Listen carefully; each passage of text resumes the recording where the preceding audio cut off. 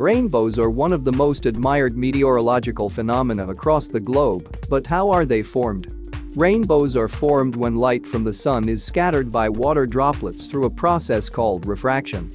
Refraction occurs when the light from the sun changes direction when passing through a medium denser than air, such as a raindrop.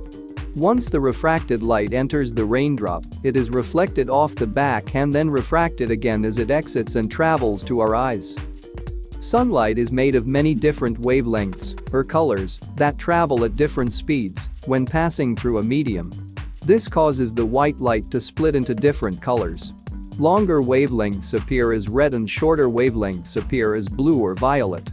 We see the color spectrum of the rainbow as the light passes through the raindrop at different angles of approximately 2 degrees, from red to violet. This is not a true spectrum as the colors mix and blur throughout the spectacle. The angle of scatter from raindrops is different for everyone, which means that every rainbow is unique to the observer. However, for the observer to see a rainbow, they must be in a specific position relative to the sun and water droplets. The observer must be positioned so the sun is behind them.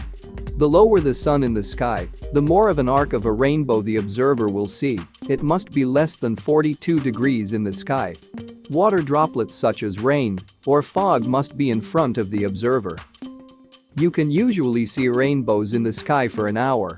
In 2017, the Weather Club documented a record-breaking rainbow reported in Taiwan. The rainbow apparently lasted 9 hours and was witnessed over the Chinese Culture University in the mountains of Taipei.